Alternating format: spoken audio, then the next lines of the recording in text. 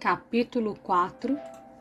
Marina, 52 anos, bancária, casada, uma filha. E eu, que tinha apenas 17 anos, baixava a minha cabeça para tudo. Era assim que as coisas aconteciam. Era assim que eu via tudo acontecer. Nenhum de nós. A beleza foi uma espécie de maldição em minha juventude. Se um médico hoje me perguntasse: você quer um tratamento para ser uma mulher linda ou bem resolvida? Eu responderia na hora: quero um comprimido que faça de mim uma pessoa bem resolvida. Eu me converti aos 14 anos e desde então nunca deixei de ir à igreja. Não sou dessas pessoas que decepcionam e não querem mais saber. Eu não. Eu preciso da igreja para alimentar a minha fé. A igreja que frequento hoje é bem diferente daquela da minha adolescência. Os pastores te ensinam a pensar. Fui uma jovem muito atraente e os rapazes da minha igreja viviam atrás de mim. Eu despertava olhares. Eles se aproximavam, queriam conversar. Apesar de tudo, eu era cheia de complexos. Até hoje não gosto de sair em fotografia, só se for com um monte de gente e eu lá no meio escondida. Na comunidade em que me converti, nós aprendemos que mulheres muito sedutoras muitas vezes têm um demônio de sensualidade. Eles usam o exemplo da rainha Jezabel, mulher do rei Acabe, que era sensual e dominadora. Mulheres de Deus são discretas, não chamam atenção. Eu sempre chamei atenção. As moças da igreja conversavam sobre essas histórias de demônios e eu logo percebia que era uma indireta. Aos poucos fiquei assustada. Eu era nova, sem malícia, como uma pomba. A culpa foi entrando na minha mente, crescendo feito um tumor. Comecei a esconder meu corpo, a construir um muro ao redor de mim e me fechar através dele. Mudei o modo de me vestir, passei a usar saias compridas e rodadas, blusas largas. Lembro-me de um chefe que tive numa loja de sapatos. Eu tinha uns 15, 16 anos. Um dia ele me pegou pela mão e me levou até o espelho e apontou. Marina, olha essas roupas. Não tem nada a ver com você. Você é uma jovem bonita, mas se veste como uma velha. A expectativa das moças que frequentavam a igreja era de conhecer um cara legal, um servo de Deus para se casar. Serem boas donas de casa e cuidar dos filhos. Creio que esse era o nosso grande sonho, a vida que nos cabia. Passar minha adolescência e juventude inteira num ambiente de desconfiança quanto ao meu caráter e intenções teve reflexos na pessoa que me tornei. Sou insegura, sempre me achando inadequada. Hoje eu lido melhor com tudo isso. Hoje enxergo o peso nefasto da religião. Veja bem, eu digo religião, que é diferente de Jesus. Jesus não é assim. Quando Daniel chegou à igreja, logo nos sentimos atraídos um pelo outro. Ele era 10 anos mais velho que eu, tinha 28 e eu 18. Era bonito, uns olhos verdes, grandes, não demorou para se aproximar. Ficamos amigos e em seguida começamos a namorar. Dali até nos casarmos levou apenas 9 meses. No começo do nosso relacionamento ele era carinhoso, atencioso. Começou a agir diferente à medida que a data do casamento se aproximava. Tornou-se agressivo, ríspido. Eu estranhei, mas não era nada que me fosse incomum. Cresci vendo minha mãe ser maltratada e agredida fisicamente pelo meu pai. Ele batia em mim e nos meus irmãos. Eu já estava acostumada. Os irmãos da igreja diziam que Daniel se convertera e fora liberto da homossexualidade. Ele às vezes comentava publicamente que Jesus tinha transformado a sua vida e que agora ele era um homem de Deus. Na época nem dei muita bola para essas histórias, já que logo ele começou a me paquerar e eu pensava, imagina ele, um homossexual. Eu era tão tola. Dizia, ele se converteu, Deus o libertou, é isso que importa. Certa vez, nós brigamos e ele sumiu da igreja. Por 2 semanas ficou sem dar notícia. O pastor me chamou em seu gabinete e me contou que Daniel viera procurá-lo para se aconselhar. Ele está desviado. Foi a um bordel, esteve com várias mulheres, parecia meio perdido. Diz que o namoro com você era a causa de seus tormentos. Você o faz sofrer, não o obedece, não o entende. Era responsabilidade minha o fato de Daniel estar afastado da comunhão com os irmãos? Eu precisava ser uma namorada mais amorosa e submissa. Ele falou que saiu da igreja por culpa sua. Senti minha garganta fechando. Muda, acreditei no que ele dizia. Preciso ajudá-lo, tirá-lo do mundão. Ele não tem mais ninguém. Era o que passava pela minha cabeça. Na mesma semana eu me arrumei e fui até o seu trabalho para conversarmos. Voltamos a namorar em seguida. Daniel voltou para a igreja mais convicto e mais crente do que nunca. O que aprendia nos cultos sobre o papel do homem no casamento e na família reafirmava suas atitudes autoritárias e machistas. O homem é o cabeça da mulher. Ele é o chefe do lar. A mulher deve sempre submeter-se ao marido, honrá-lo, obedecê-lo. Ele tem a última palavra. Se a mulher não se sujeita, é considerada uma rebelde, e a rebeldia para Deus é como o pecado da bruxaria. Eles citavam 1 Samuel capítulo 15, versículo 23, que diz assim: pois a rebeldia é como o pecado da feitiçaria, e a arrogância como o mal da idolatria. De uma hora para outra você pode ser vista como uma bruxa simplesmente porque ousou questionar alguma coisa que seu marido falou. Daniel controlava meus passos, das roupas que eu usava até as minhas amizades. Eu não podia fazer nada sem antes consultá-lo. Quando os jovens da igreja combinavam de sair ou havia algum encontro de louvor, eu não podia ir se ele não fosse. A igreja não proibia a mulher de usar calça jeans, mas até com isso ele implicava. Acho que marcava meu corpo e ele não gostava. Prende o cabelo hoje porque tem vigília. Solta o cabelo porque fica melhor com essa saia. Eu não achava esses gestos abusivos, não. Achava normal.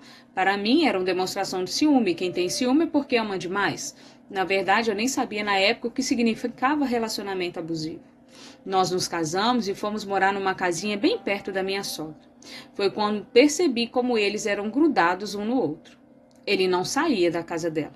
É filho único e eles têm um vínculo muito forte. Ela o domina absolutamente.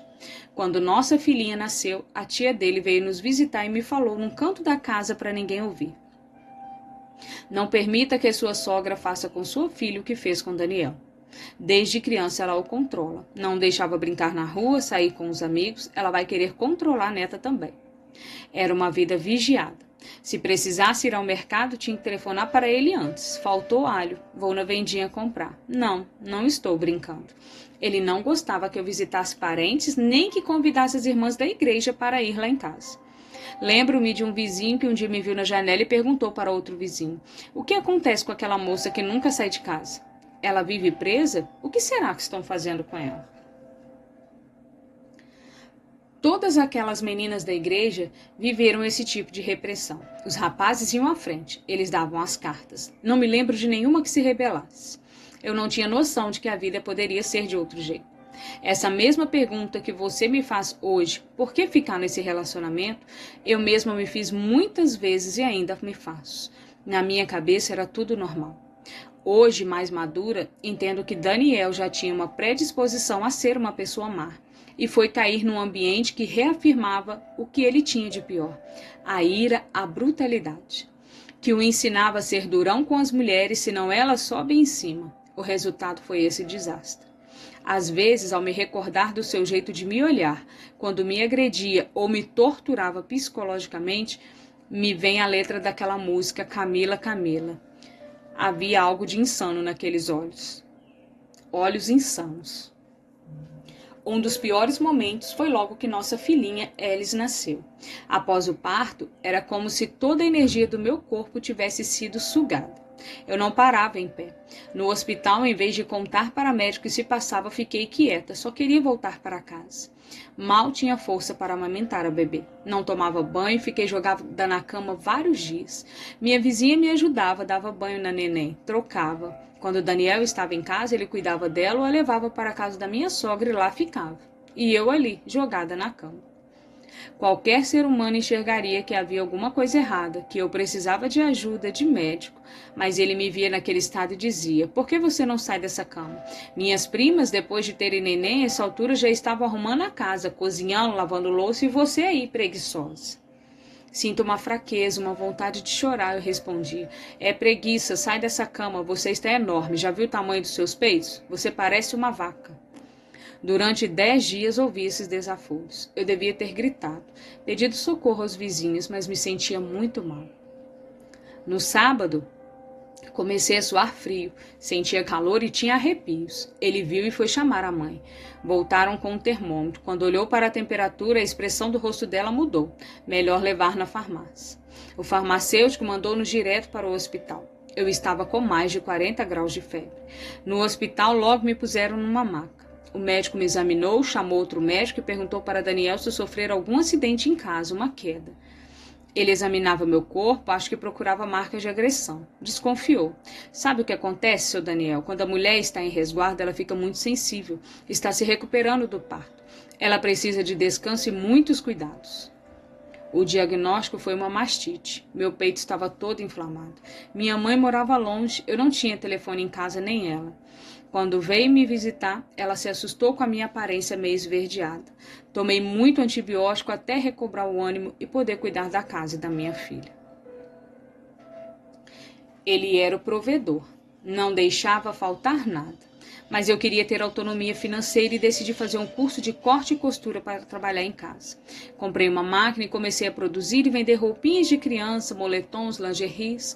Nos dias de ir ao braço para comprar tecidos, ele pegava um papel e anotava. Você vai sair daqui às 9. Deve chegar lá umas 10. Vai fazer suas compras por umas 2 horas, esperar o ônibus para voltar.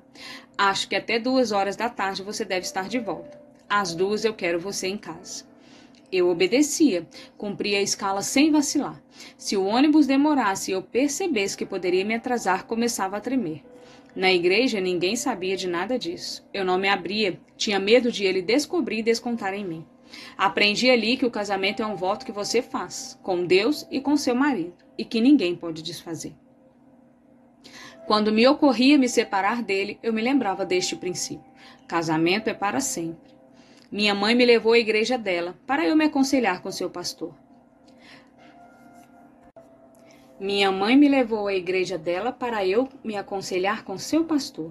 Nessas igrejas, o pastor é a referência maior, o alicerce.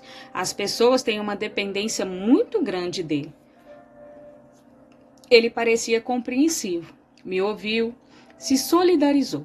Mas ao final da conversa disse: minha filha, o certo mesmo era você se separar dele.